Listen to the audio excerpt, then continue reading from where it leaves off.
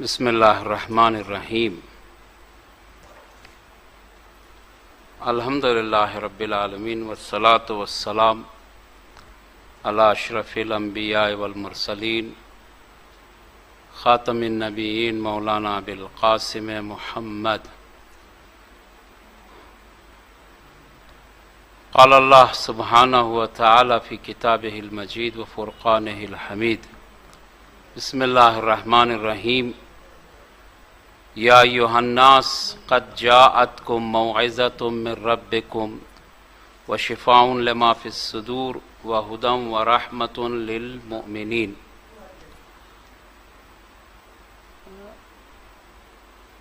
ہماری گفتگو کا موضوع انشاءاللہ رہے گا قرآنی نصیحتیں۔ قرآن کی باتوں میں، قرآن کی آیتوں میں جو عمدہ گفتگو ہے، جس کی طرف خود اللہ تعالیٰ اپنے کلام میں اشارہ بھی فرمایا ہے اور کہا ہے کہ اے لوگو، تمہارے لیے تمہارے پروردگار کی طرف سے نصیحت والی کتاب آ چکی ہے۔ کتاب موعظہ کہتے ہیں قرآن مجید کو۔ سورہ یونس قرآن کا 10واں سورہ ہے، جس کی آیت نمبر ہے 57۔ اس آیت میں پروردگار قرآن کے 4 صفات بیان کیا ہے۔ پہلی تو بات یہ ہے کہ یہ قرآن نصیحت والی کتاب ہے۔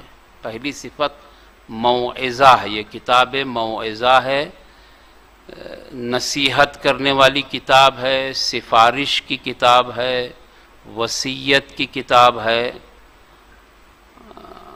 پند آموزی کی کتاب ہے، جس میں اللہ تعالیٰ نے لوگوں کے لیے بہت ساری نصیحتیں فرمائی ہیں۔ انشاءاللہ ہماری گفتگو رہے گی وہ کون سی نصیحتیں ہیں جو قرآن نے بندوں کے لیے بیان کی ہیں اور کیوں بیان کی ہیں، کس لیے بیان کی ہیں، وہ نصیحتیں کیا ہیں، وہ نصیحتوں کا اثر کیا ہو سکتا ہے، یہ ساری باتیں گفتگو میں آئیں گی۔ تو پہلی صفت یہ ہے کہ قرآن موعظہ ہے، قرآن نصیحت ہے، قرآن سفارش کرتا ہے۔ دوسری شفاء لما فی الصدور، یہ دوا ہے دل کی بیماریوں کے لیے، روحانی مریضوں کے لیے سرتاپا شفا ہے، یہ دوسری صفت ہے۔ دوا کا کام کرتی ہے یہ کتاب، شرک جیسے بیماری کو دور کرتی ہے، نفاق کی بیماری کو دور کرتی ہے یہ کتاب، جھوٹ کی بیماری کو دور کرتی ہے، بے ایمانی کی بیماری کو دور کرتی ہے، جہالت کے اندھیرے کو دور کر کے نور لے کر آتی ہے یہ کتاب، شفا ہے، موعظہ ہے، نصیحت ہے، پہلی صفت شفا ہے دلوں کی بیماری کے لیے، روحانی بیماریوں کے لیے، وہدن سرتاپا ہدایت ہے، مقصد کی طرف رہنمائی کرتی ہے۔ انسان کی زندگی کا مقصد اگر عبادت ہے، تفکر ہے، پروردگار کی نشانیوں میں غور و فکر کرنا ہے اور اللہ کی طرف انسانوں کو پہنچانا ہے، بہشت تک جانا ہے، اس کے منزل مقصود تک پہنچانے کے لیے بہترین ہدایت کرنے والی کتاب ہے۔ نمبر 3، ہدایت بھی ہے اور پھر رحمت للمؤمنین، مومنین کے لیے باعث رحمت ہے۔ یعنی اگر ہم یہ 4 قرآنی صفات کی طرف متوجہ ہو جائیں کہ ایک موعظہ ہے یہ کتاب، شفا ہے، ہدایت ہے اور سرتاپا رحمت ہے مومنین کے لیے. یہ 4 صفات خود قرآن میں قرآن کے لیے بتائے گئے ہیں. تو ہماری زیادہ گفتگو رہے گی نصیحت پر، قرآن کی نصیحتوں پر. دیکھیے، سب سے بڑی انسان کی خوبی یہ ہونی چاہیے کہ وہ نصیحتوں کو سنے اور مانے اور اس پر عمل کرے. امام جواد، امام محمد تقی علیہ السلام فرماتے ہیں مومن 3 چیزوں کا محتاج ہے. المؤمن یحتاج الی 3 خصال، 3 چیزوں کا محتاج ہے. 3 صفت اس میں ہونی چاہیے مومن میں. ایک توفیق من اللہ، اللہ کی طرف سے توفیق سے شامل حال ہو. اللہ کی توفیق اگر شامل حال ہو جائے تو بہت ساری نیکیاں انسان بجا لاتا ہے. دوسری چیز وواعظ من نفسہ، ایک اللہ کی توفیق کا محتاج ہے کہ اللہ کا لاکھ لاکھ شکر ہے کہ ماہ رمضان میں ہمیں بہت ساری توفیقات نصیب ہوئی ہیں. تلاوت کی توفیق، عبادت کی توفیق، نماز شب ادا کرنے کی توفیق، خود روزے رکھنے کی توفیق، اور کئی اور خواتین ہماری ماں بہنیں مصروف ہیں، علمی مقابلات میں مصروف ہیں، اپنے علم میں اضافہ کر رہی ہیں، قرآن کی تلاوت کی توفیق ہو رہی ہے. وہ یہ ساری بہت ساری باتیں جو شامل حال ہوئی ہیں.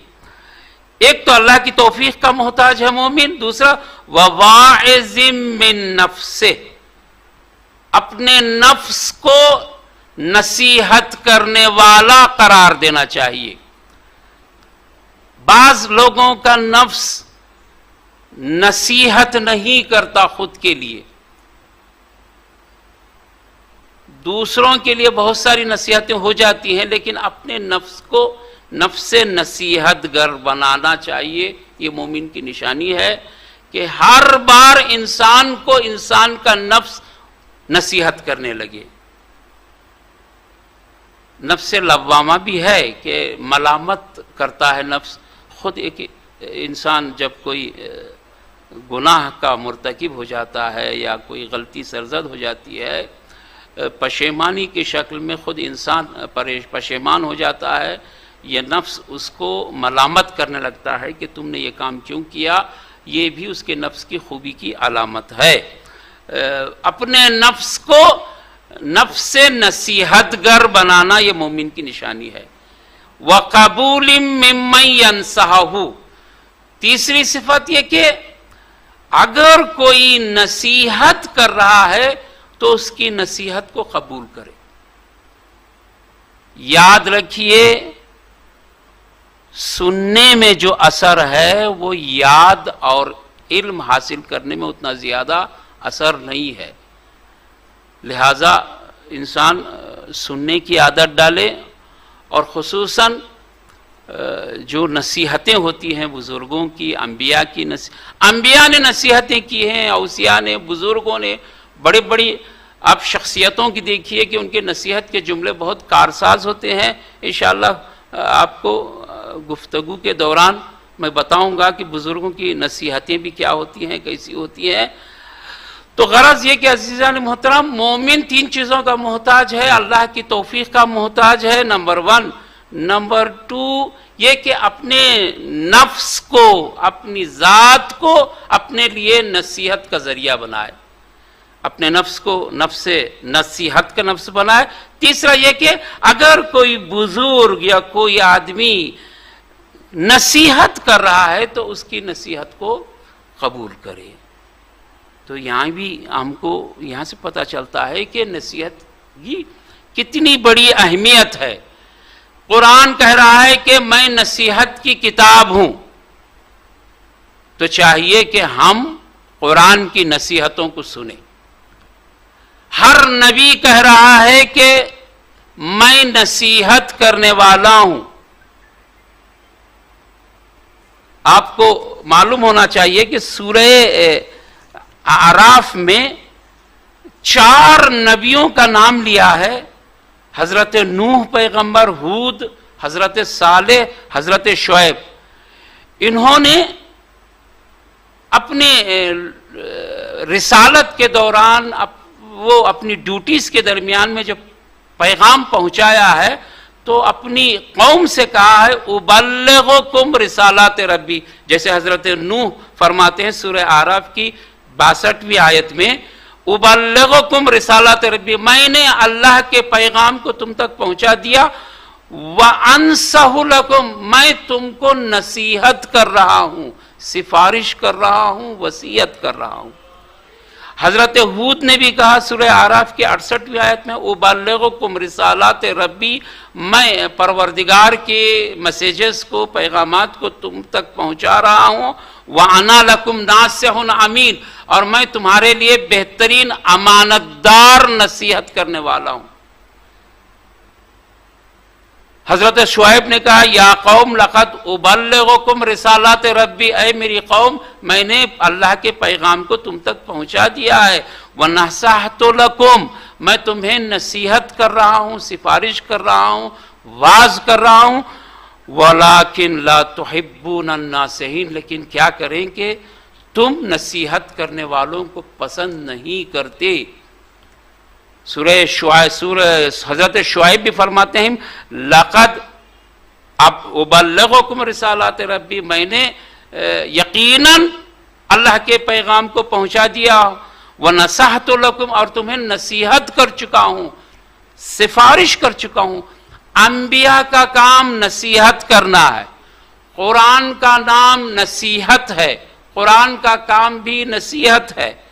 تو غرض یہ کہ نصیحت کی بڑی اہمیت ہے، نصیحت لینے والا مومن قرار دیا گیا ہے۔ من وصایا امیر المؤمنین لابنہ الحسن، مولا کائنات اپنے بڑے فرزند امام حسن سے وصیتیں کرتے فرماتے ہیں احی قلبک بالموعظہ، بیٹا حسن تم اپنے دل کو نصیحت کے ذریعے سے زندہ کرو۔ تو دیکھیے اہمیت، دیکھیے نصیحت کی۔ جس معاشرے میں یا نصیحت کرنے والے نہ ہوں یا نصیحت کرنے والے ہوں، نصیحت کو قبول کرنے والے نہ ہوں، تو وہ معاشرہ مردہ ہے۔ اگر زندہ کرنا ہے دلوں کو تو قرآن کی تلاوت سے زندہ کرو۔ اب جب قرآن کی تلاوت ہوتی ہے تو قرآن سرتاپا نصیحت ہے۔ اب جب نصیحت آدمی سن لیتا ہے تو گویا وہ اپنے دل کو زندہ کر چکا ہے۔ تو دلوں کی حیات نصیحت سے ہے، نصیحت کو قبول کرنے سے ہے، نصیحت پر عمل کرنے سے ہے۔ کتنے لوگ پچھتا رہے ہیں اپنے بزرگوں کی نصیحت کو نہ اپنانے کی وجہ سے، کتنے لوگوں نے ٹھوکریں کھائی ہیں بزرگوں کی باتیں نہ ماننے سے، اور کتنے لوگ اس دنیا سے گزر کے اس دنیا میں پچھتا رہے ہیں کاش ہم قرآن کی باتوں کو سنتے، قرآن کی باتوں پر عمل کرتے۔ کتنے لوگ ہیں جو وہاں حسرت کھائیں گے، وہاں پشیمانی کا اظہار کریں گے، یا لیتنی کنتو ترابا کہیں گے، کاش میں مٹی بن کے رہتا، میں نے دنیا میں اپنی ذمہ داری ادا نہیں کی، کاش بزرگوں کی نصیحتوں کو اپناتا، انبیاء کی باتوں کو سنتا، ہدایت کے راستے پر گامزن ہو جاتا۔ دیکھیے یہ ساری باتیں اسی ایک چیز سے ظاہر ہوتی ہیں کہ جہاں نصیحت کا دامن چھٹا وہاں پر انسان کی بربادی شروع ہو گئی، انسان ندامت کے راستے میں چلے جائے گا، ہلاکت کے راستے میں گامزن ہو جائے گا۔ تو یہ مولا کائنات فرماتے ہیں امام حسن کو سفارش کرتے ہوئے یہ قلبک بالموعظہ، نصیحت کے ذریعے سے تم اپنے دل کو زندہ کرو، منور کرو، حیات عطا کرو۔ تو نصیحت کی بڑی اہمیت ہے عزیزان محترم۔ الکیس للکیس فی کل شیء اتعاظ، مولا کائنات فرماتے ہیں چالاک انسان کے لیے ہر چیز میں نصیحت ہے، ہر عبرت میں نصیحت ہے. کفا بالموت موعظہ یا کفا بالموت موعظہ، حدیث میں ہے کہ موت بھی ایک نصیحت کی چیز ہے. موت کافی ہے نصیحت کرنے کے لیے. کہیں خدا نخواستہ موت ہو جاتی ہے تو وہاں خود ایک منظر ہوتا ہے، ایک نصیحت کا موقع ہوتا ہے. موت سے انسان نصیحت حاصل کر سکتا ہے. بہرحال دلوں کو زندگی عطا کر سکتا ہے، زندہ کر سکتا ہے نصیحت کے ذریعے سے. اب نصیحت کہتے ہیں کسے کی؟ نصیحت کی اہمیت آپ کو اور ہم کو معلوم ہو چکی ہے. نصیحت کسے کہتے ہیں؟ موعظہ کے معنی نصیحت کرنا، سفارش کرنا. آپ عام زبان میں بہت ہی سادے الفاظ میں اگر نصیحت کے معنی یا موعظہ کے معنی کہا جائے، خیر خواہی کرنا، لوگوں کو نیکی کی طرف متوجہ کرنا، اسے کہتے ہیں نصیحت. تذکر دینا کہ یہ نیک کام انجام دو. ہر نیک کام بجا لانے کا جو تذکر دیا جاتا ہے اس کو کہتے ہیں نصیحت. اب گفتگو میں اگر نصیحت نہ ہو تو وہ گفتگو بیکار ہے. خصوصاً نوجوانوں سے گزارش کرتا ہوں کہ بزرگوں کی اپنے گھر میں ماں باپ، والدین، بزرگوں، چاہے کاروبار میں ہوں چاہے زندگی، کیونکہ زندگی کے آپ لوگ دہلیز میں ہیں، ابتدائی مرحلے میں ہیں، وہاں اگر آپ بزرگوں کی نصیحت کو سنتے ہوئے جائیں گے تو یقیناً کامیابی آپ کے قدم چومے گی. تو عزیزان محترم، نصیحت کے معنی خیر خواہی کے ہیں. لہذا انسانی تربیت کے لیے پروردگار اس آیت میں سورہ یونس کی 57ویں آیت میں 4 مرحلے بیان کیے ہیں. ایک مرحلہ ہے نصیحت کا، سب سے پہلا مرحلہ ہے نصیحت. اگر ہم کو حاصل کرنا ہے تو قرآن سے بہتر کون سی کتاب ہے؟ قد جاءتکم موعظۃ من ربکم، اللہ کی طرف سے تمہارے لیے نصیحت کرنے والی کتاب آ چکی ہے. لہٰذا اس میں بہت ساری باتیں ہیں جو آدمی سن کر اپنے آپ کو نصیحت حاصل کر سکتا ہے. پہلا مرحلہ تربیت کے لیے نصیحت. اب جب نصیحت سننے لگے گا تو ظاہر سی بات ہے نصیحت کے نتیجے میں کچھ معلومات معلوم ہوں گے، کون سی چیز اچھی چیز ہے، کس چیز سے بچنا چاہیے. اگر جو اچھی چیز ہے وہ اپنائے اور جو بری چیزوں سے رک جائے تو یہ خود دوا ہے دل کی بیماریوں کے لیے، یعنی روح پاک ہو جائے گی. اس قرآن کے نتیجے میں جہالت دور ہو جائے گی، حسد جیسی بیماری دور ہو جائے گی، جھوٹ کی بیماری، بے ایمانی کی بیماری، حسد کی بیماری، کئی ایسے رذائل اخلاقی سے آدمی جو ہے بری ہو کر فضائل اخلاق کی طرف، مکارم اخلاق کی طرف تب گامزن ہو جاتا ہے. تو ظاہر سی بات ہے یہی ہے شفا، یہی ہے دوا جو ہمارے سینوں کے لیے ہے. تو دوسرا مرحلہ شفا کا ہے. تیسرا مرحلہ جب ظرف پاک ہو جاتا ہے تب یہ انسان ہدایت کے راستے پر گامزن ہو جاتا ہے، وہ مقصد کو پا سکتا ہے، وہ مقصد کی طرف جا سکتا ہے. تو اب یہاں پر انبیاء کے قرآن کی آیتیں آ کر اسے ہدایت کا راستہ دکھا دیں گی. تیسرے مرحلے میں وہ ہدایت پالے گا اور مقصود کی طرف پہنچے گا. اب جب مقصد کی طرف پہنچ جائے گا تو ظاہر سی بات ہے اب وہ رحمت کا وقت آ جائے گا، اللہ کی طرف سے بخششیں اسے عطا ہو جائیں گی. اس سے بڑھ کر کیا ہے؟ اللہ کی نظر اس پر پڑ جائے گی، وہ نورانی ہو جائے گا، اللہ تعالیٰ اسے بہشت رضوان میں داخل کرے گا. یہ رحمت للمؤمنین کا مرحلہ ہو جائے گا.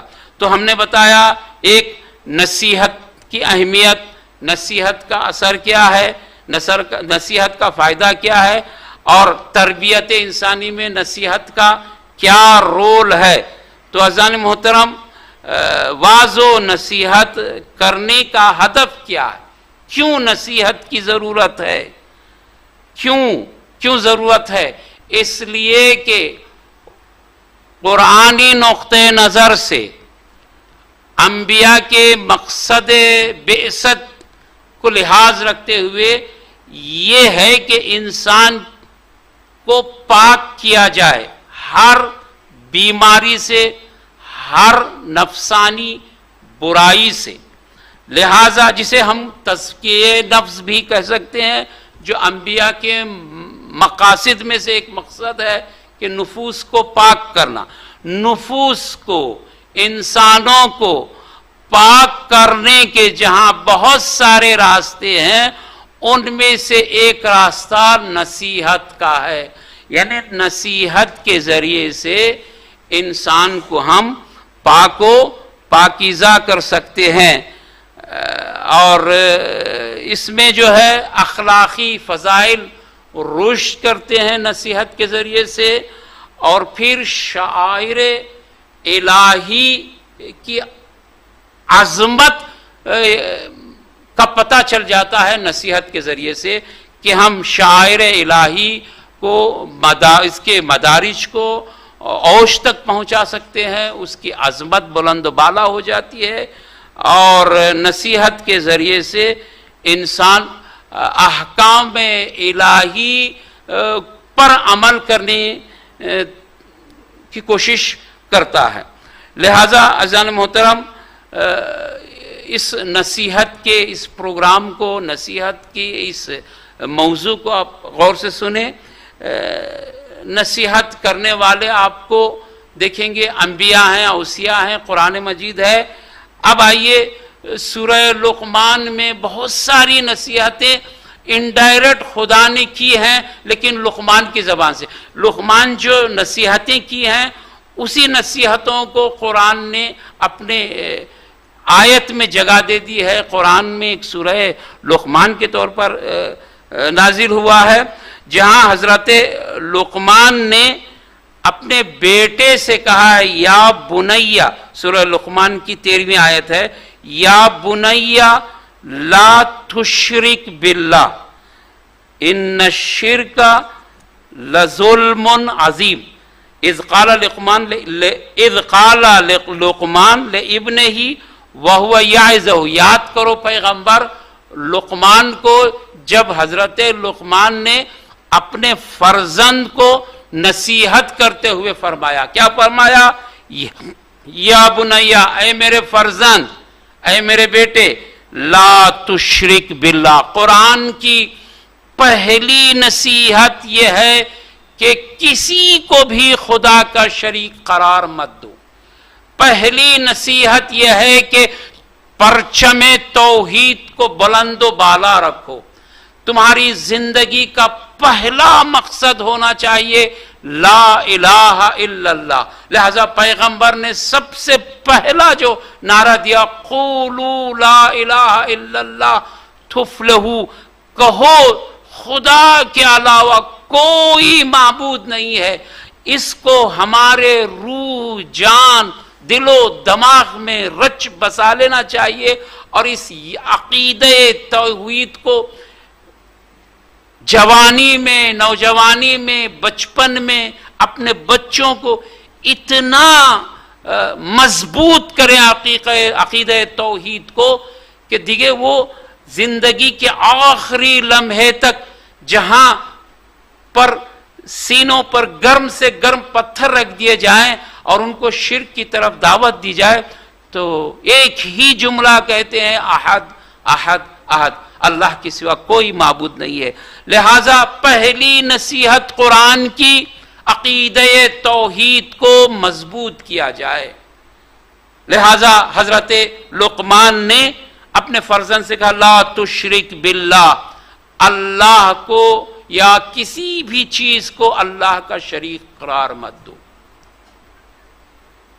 کوئی چیز بڑی نہیں ہے، کوئی چیز بزرگ نہیں ہے. اللہ اکبر، صرف ذات پروردگار ہی سب سے بڑا ہے.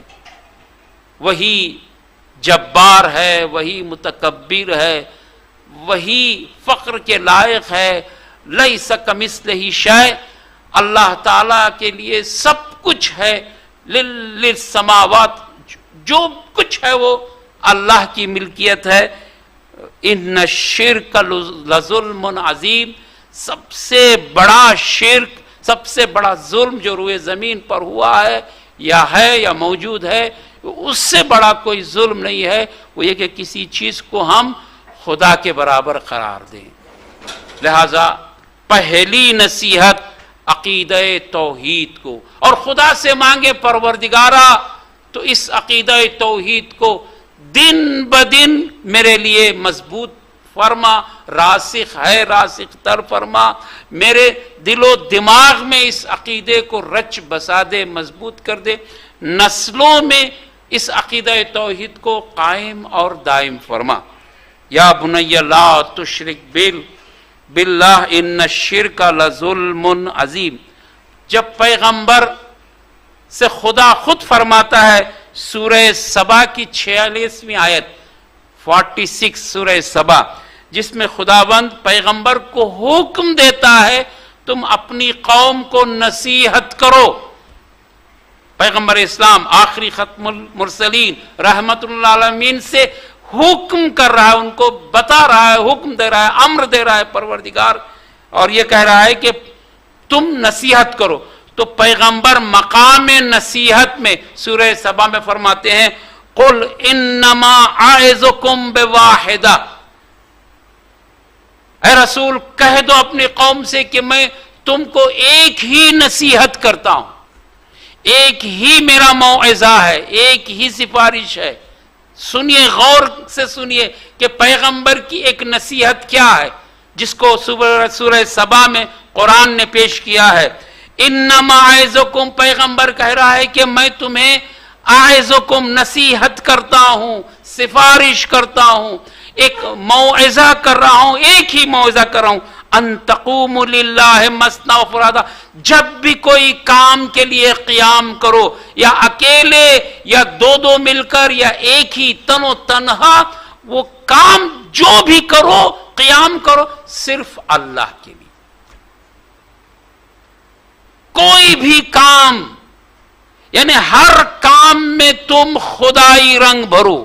ایک ہی رنگ ہے کائنات، سبقت اللہ، اللہ کا رنگ ایک ہی رنگ ہے، ایک ہی کلر ہے. دیکھیے بعض لوگوں کو جو نقاشی ڈرائنگ کے لیے جاتا ہے ان کو اختیار ہوتا ہے کہ کئی کلر بھریں ایک فگر میں اور ایک تصویر میں، کئی رنگ بھر سکتے ہیں. وہ بھی میچ کرنے والے رنگ جو ہے کمبائن کر کے جیسے بھی ہو مقایسہ کر کے، بہرحال کمبینیشن ہوتا ہے رنگوں کا، جو بہترین سلیکٹ کرتا ہے اسے اچھے انعامات دیے جاتے ہیں. لیکن پروردگار کہتا ہے کائنات میں اے انسانوں، اے موحدو، اگر کوئی بھی کام کر رہے ہو، اگر اکیلے ہو یا ساتھ میں مل کر رہے ہو، تمہارا ایک ہی رنگ ہونا چاہیے، وہ ہے رنگ خدائی، وحدانیت کا رنگ، للہیت کا رنگ، اللہ کے لیے. اب اگر ہٹ جائے پروردگار کی وحدانیت سے، للہیت سے، آپ جتنا بھی کر لو، کیونکہ ریت پر بنائی گئی عمارت ہمیشہ نہیں رہتی ہے، اس کے دوام کی کوئی گارنٹی نہیں ہے. اخلاص کی بنیاد میں جو کام ہوتا ہے وہی کام ثواب کے قابل ہوتا ہے، وہی کام گروتھ کرتا ہے، رشد و نمو کرتا ہے، للہیت کا کام. تو عزیزان محترم، پیغمبر کی نصیحت جس کو قرآن نے بیان کی ہے کہ وہ ایک ہی نصیحت ہے، ان تقوموا للہ، اللہ کے لیے قیام کرو. للہیت کی بنیاد پر تمہارا کام ہو، اب چاہے وہ اکیلے کر رہے ہو یا گروہ مل کر رہے ہو. تو ہماری بخشش میں للہیت ہونی چاہیے، ہماری عبادتوں میں للہیت ہونی چاہیے، ہمارے فردی کاموں میں للہیت، ہمارے اجتماعی کاموں میں للہیت، ہماری تنہائی للہیت کے لیے ہو، ہمارا خلوت للہیت کے لیے ہو، اور ہماری جلوت للہیت کے لیے ہو، ہمارا اکیلا پن بھی اللہ کے لیے، ہمارا کھڑے ہونا. لہذا آپ نماز میں جب سجدے کے بعد، دوسرے سجدے کے بعد کھڑے ہوتے ہیں، بحول اللہ قوتہ اقوم و اقعد، یعنی میں اللہ کی طاقت کے ذریعے سے کھڑے بھی ہو رہا ہوں اور بیٹھ رہا ہوں. ان تقوم للہ، یہ کہ تم جب بھی قیام کرنا، جو بھی کام کرنا، تمہارا جو بھی موومنٹ ہو وہ اللہ کے لیے ہو. ان صلاتی و نسکی و محیایا و مماتی للہ رب العالمین. اس کے معنی کو حضرت ابراہیم خلیل اللہ فرماتے ہیں، ان صلاتی و نسکی و محیایا و مماتی، میرا نماز، میرے روزے، میرے حج، میرے سارے کام، ان صلاتی و نسکی و محیایا، میری حیات اور میرا مرنا، میرا جینا، یہ للہ، یہ سب اللہ کے لیے، اللہ کے لیے.